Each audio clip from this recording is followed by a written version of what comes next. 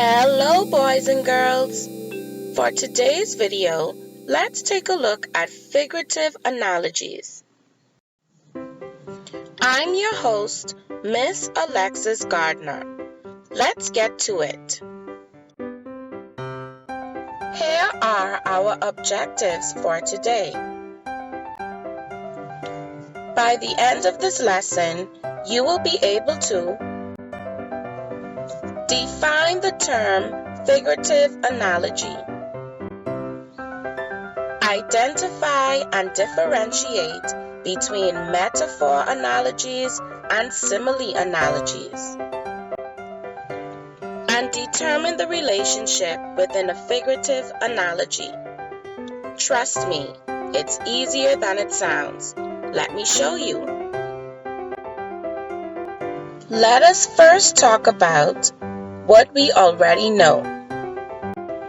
We know that an analogy is a comparison that is made between two things that are nearly alike in order to explain a point. An example of an analogy is, life is like a box of chocolate. You never know what you're going to get. We also know that a simile is a figure of speech that compares two different types of things using the words as or like. Here is an example. Her cheeks are as red as a rose. And of course, we know about metaphors. A metaphor is a figure of speech that applies a characteristic or action to something which is not literally applicable.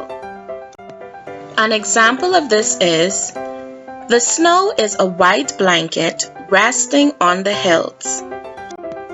How are these related, you may ask? Let's check it out. What is a figurative analogy? A figurative analogy is a comparison made between two things that are not alike but have some common characteristics. These type of analogies go a little deeper than word analogies. Because similes and metaphors also compare, some analogies are like similes, while other analogies are like metaphors. Just so that there isn't any confusion, let's compare simile analogies with metaphor analogies. First, we're going to look at how they are alike. Simile analogies compare two unlike things, just as with these two pictures below.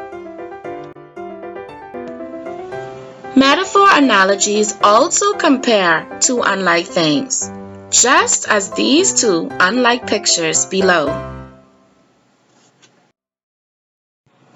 Now let us look at how they are different. Simile analogies compare using the words like or as. Take a look at these two things. When comparing the frozen lake with a mirror, a regular simile would state, the frozen lake is as glassy as a mirror. But when used as a figurative analogy, the simile will go a little bit further. For example, the frozen lake is as glassy as a mirror after being wiped with a clean cloth. While simile analogies compare using the words like or as, metaphor analogies compare using the verb to be. That is, words such as is, am, are, was, and were. Take a look at these two things. A metaphor analogy would compare the statue with this man by saying, Tom was a statue during yesterday's interview. Now that we've looked at both types of analogies side by side, let's take a closer look at each one.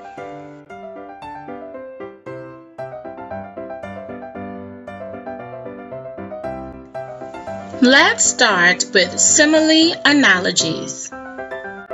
His smile was as bright as the sun at noonday.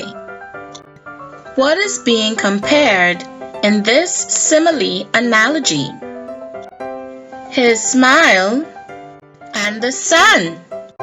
Now that we've identified what is being compared, let's talk about the relationship between the two. When we talk about relationship, we are simply talking about the ways that they are connected. Well, if we look good at the analogy, we will see that the boy's smile is considered bright and the sun is also considered bright. So the relationship between his smile and the sun is the fact that they are both bright. Now, let's take a deeper look at metaphor analogies. His mind is an open book. Now, what exactly is being compared? If you said his mind, you are correct. If you said an open book, you are also correct. Now, let us discuss their relationship. Exactly how are they connected? As you can see, the book is open. When a book is left open, its content on the inside is easier to read. So if the book is opened and his mind is considered an open book, then they are both easy to read. That's the relationship. We've reached the end of today's lesson. We've looked at analogies. We've looked at similes. And we've looked at metaphors. Now we can see how they are connected. How are they connected? Well, there is an analogy in every simile that makes our simile analogies. And there's an analogy in every metaphor, making our metaphor analogies. What an amazing connection! Don't forget to identify what is being compared, and in your thinking, you will be able to find the relationship between them. I'm your host, Miss Alexis Gardner, and it has been a pleasure teaching you today. Continue to read to succeed. Bye.